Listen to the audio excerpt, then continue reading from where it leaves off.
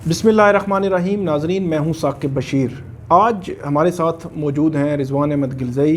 PM beat करते हैं, बड़ी गहरी नज़र रखते हैं जो पॉलिटिकल डेवलपमेंट्स हैं, और ख़ास तौर पे माजी में जब पीटीआई जो है अपोजिशन में थी तो उस वक़्त पीटीआई के बहुत करीब रहे हैं, और आज पीटीआई जब गवर्नमेंट में है तो तब भी ये बीट कर रहे हैं और गहरी नज़र रखते हैं। और बहुत सारी ऑफ द रिकॉर्ड चीज़ें होती हैं, बाज़ औक़ात वो फ्रंट पे नहीं आ रही होती, लेकिन ये उससे आगाह होते हैं। रिजवान भाई, बहुत शुक्रिया आपका। आज हम बात करेंगे जहांगीर तरीन के किरदार से मुतल्लिक।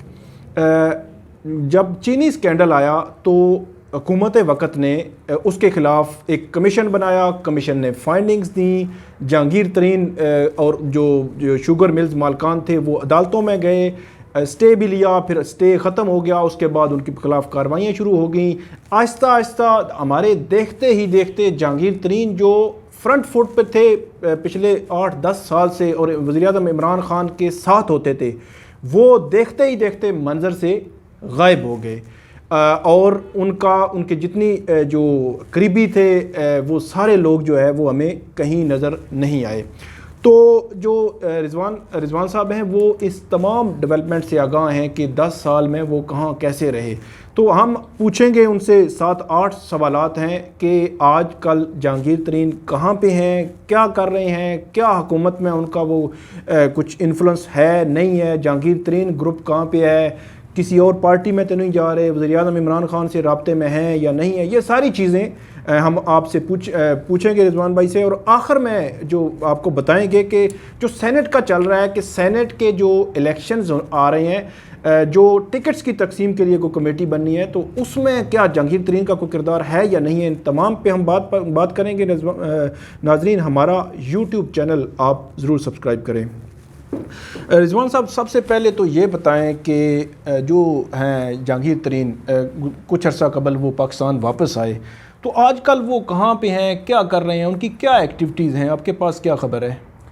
बहुत शुक्रिया साकिब भाई। सबसे पहले तो आपका शुक्रिया कि आपने अपने इस चैनल में मुझे दावत दी, और नो डाउट साकिब बशीर साहब जो हैं वो इस्लामाबाद के सहाफ़ियों, स्पेशली जो कोर्ट रिपोर्टर्स हैं, उसमें बड़ा नाम है, तो ये मेरे लिए ऑनर की बात है। Thank you.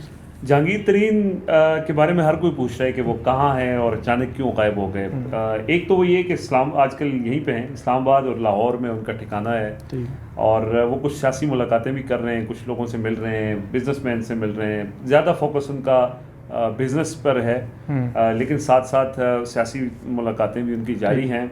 और एक लंबे अरसे तक मुल्क से बाहर रहे, इलाज के लिए गए थे, और फिर उसके बाद ये था कि अब शायद वापस ना आए, लेकिन फिर वो वापस भी आए।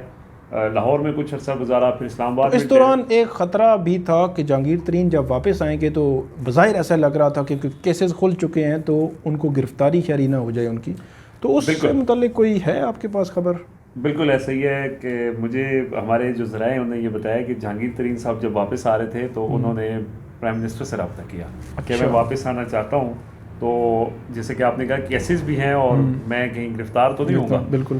तो उस पर जो है वो उन्होंने फिर पूछा अपनी कि ऐसा तो नहीं कि कहीं मैं वापस आऊँ और मुझे गिरफ्तार कर लिया जाए। तो हमारे ज़राए ने, वैसे ये बड़े मोतबर ज़राए हैं और वज़ीर-ए-आज़म के बड़े करीबी हैं, उन्होंने ये कहा कि प्राइम मिनिस्टर ने ये कहा कि the law will take its due course, जो कानून है वो अपना रास्ता लेगा।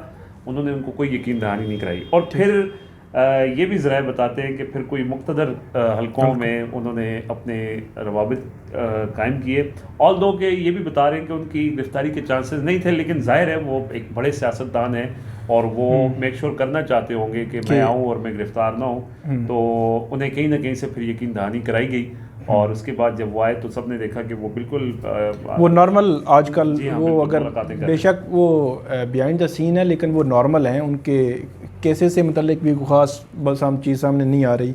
अच्छा, जहांगीर तरीन के बारे में कहा जाता है कि वो पीटीआई के अंदर जब एक्टिव थे तो उनका एक पूरा ग्रुप था, बहुत सारे एमपीएज़ को, एमएनएज़ को वो ले के आए। ज़ाहिर सी बात है उन्होंने कुछ शोटीज़ दी होंगी उनको। तो क्या आजकल मरकज़ में, या अगर आप पंजाब की बात करें, तो उनकी ग्रुप की क्या पोजीशन है?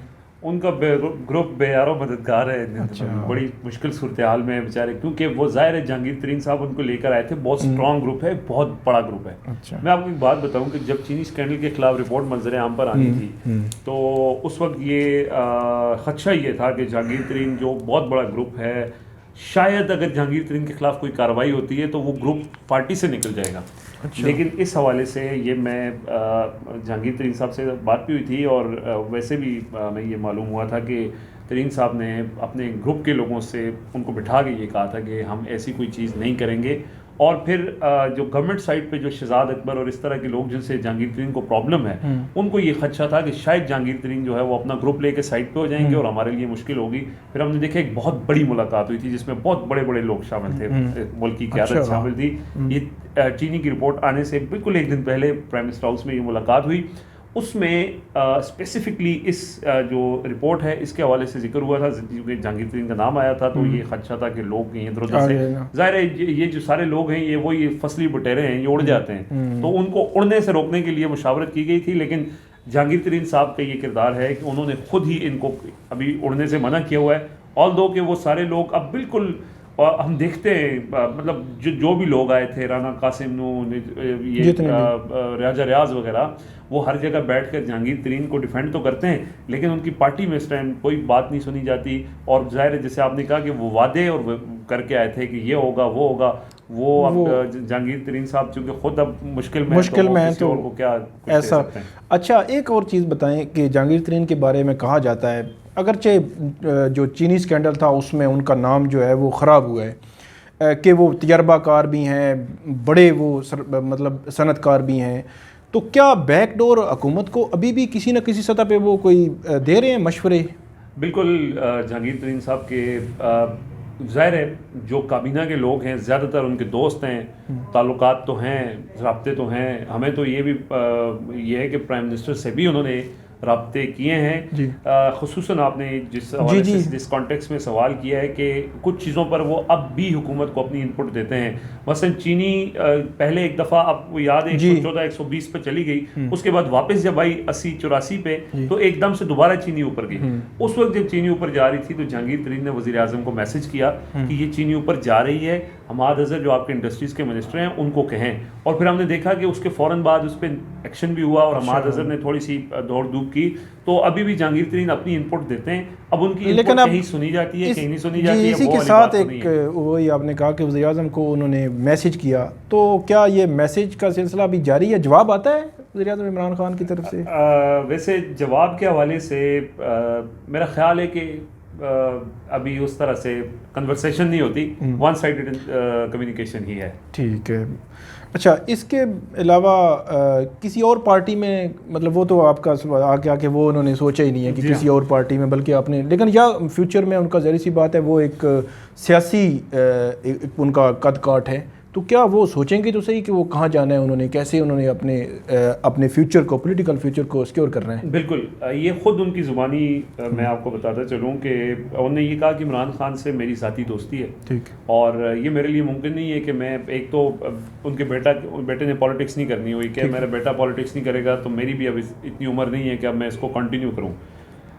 लेकिन अगर उनको कहीं जाना पड़ा, किसी और जमात में जाना पड़ा, फ़िलहाल तो वो पीटीआई के साथ हैं और उन्हें उम्मीद है कि शायद वो अपनी अदालतों से निकल कर और वापस उसी पोजीशन पे चले जाएंगे जहां पर वो पहले थे। लेकिन अगर बिल्कुल कोई गुंजाइश नहीं बनती तो हो सकता है, ये मैं आपको ये भी कुछ ज़राए से भी बता रहा हूँ और अपनी मेरी असेसमेंट भी है कि वो पीपल्स पार्टी के लिए नरम गोशा रखें। देखिए, पीटीआई उन्होंने पार्टी बनाने में बड़ा किरदार, गवर्नमेंट भी उन्होंने, आपको पता है कि सबके सामने उनका किरदार। वो कहते हैं कि इमरान खान मेरे दोस्त हैं, मेरे लिए किसी और जमात में जाना तो मुमकिन नहीं है, मेरे बेटे ने भी पॉलिटिक्स नहीं करनी, मेरी भी अब इस उम्र में मैं नहीं जाना चाहता। लेकिन कुछ ज़राए के मुताबिक और कुछ मेरी अपनी असेसमेंट है कि अगर उनको उनकी तहरीक इंसाफ में वापसी की गुंजाइश ना बनी तो फिर हो सकता है कि वो पीपल्स पार्टी जो है उसकी राह अपना सकते हैं, क्योंकि मुस्लिम लीग नून की जानिब से ये भी मैं आपको बताता चलूँ कि राब्ते किए गए।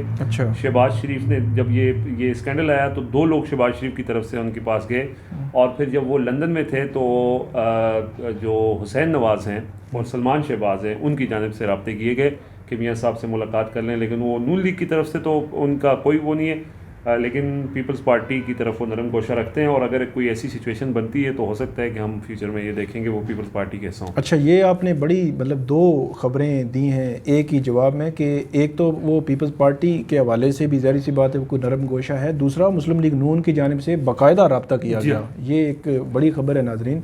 2 दफ़ा रब्ते हुए थे जब वो पाकिस्तान में थे, पहले मुल्क में जाने से पहले, उस वक्त शहबाज शरीफ की तरफ से 2 लोग गए थे, और जब वो लंदन में थे तो उस वक्त सलमान शहबाज और हुसैन नवाज़ की जानिब से लोग भेजे गए थे, लेकिन उन्होंने साफ इनकार कर दिया था। अब ये बताएं कि आजकल ये बड़ी बात चल पड़ी है कि वो सेनेट के इलेक्शन आ रहे हैं, तो सेनेट के इलेक्शंस में जो टिकट की तकसीम के लिए जो कमेटी बनाई जाती है तो वो शायद वो ऐड करेंगे। तो ये असल में किस्सा है क्या, कहाँ से बात निकली है, शुरू कहाँ से हुई? ये बेसिकली जैसे मैंने आपको पहले बताया था ना कि उनके जो लोग जिनको वो लेकर आए थे और अब वो लोग उनके लिए कोशिशें कर रहे हैं। बेसिकली पार्लिमानी पार्टी का इजलास था, तो राजा रियाज उठ के खड़े हुए, उन्होंने प्राइम मिनिस्टर को कहा कि जी जहांगीर तरीन साहब आपके पुराने दोस्त हैं, गवर्नमेंट बनाने में उनका बड़ा किरदार है, पार्टी के लिए उनकी बड़ी कुर्बानियाँ हैं, तो अगर वो और किसी और हुकूमती ओहदे पर नहीं रह सकते तो कम से कम पार्टी के जो मामलात हैं वो उनके हवाले किए जाएं। और सेनेट इलेक्शंस आ रहे हैं तो चूंकि उनकी लोगों के ऊपर ग्रिप भी है, उनकी सियासी समझबूझ भी बाकियों से बेहतर है, तो अगर हम सेनेट में कामयाब होना चाहते हैं, जोड़ तोड़ की सियासत में वो माहिर हैं, तो जहांगीर तरीन को जो है वो टिकट कमेटी का सरबराह बना दिया जाए। तो ये बेसिकली बात वहाँ से निकली थी। तो इस पर प्राइम मिनिस्टर ने कोई जवाब नहीं दिया, कोई रिएक्शन नहीं दिया था, और ये राजा रियाज की तरफ से फिर जब वो बाहर निकले उन्होंने मीडिया को भी ये कहा कि मैंने ये बात की तो है, वहाँ से ये बात निकली है, लेकिन इसमें कोई ऐसी सदाकत नहीं है। जहांगीर तरीन साहब की फ़िलहाल अभी जब तक ये केसेस चल रहे हैं, वापसी या किसी कमेटी के चेयरमैन या किसी ओहदा, ये बिल्कुल नामुमकिन है। जी नाजरीन, आपने देखा कि रिजवान साहब ने एक वीडियो में बहुत सारी खबरें दी हैं, और ख़ास तौर पे जो सेनेट वाला जो मामला था, ये टिकट कमेटी का सरबराह बनाने से मुतल्लिक, वो भी उन्होंने बताया कि ये किस्सा कहाँ से शुरू हुआ और बात कितनी हुई और बात का पतंगड़ बन गया। तो नाजरीन, हमारी जो वीडियोज़ हैं ये देखने के लिए यूट्यूब चैनल आप ज़रूर सब्सक्राइब करें ताकि आने वाले दिनों में भी आपको अच्छी वीडियोज़ देखने को मिल सकें। रिजवान साहब आपका बहुत शुक्रिया, नाजरीन आपका भी बहुत शुक्रिया।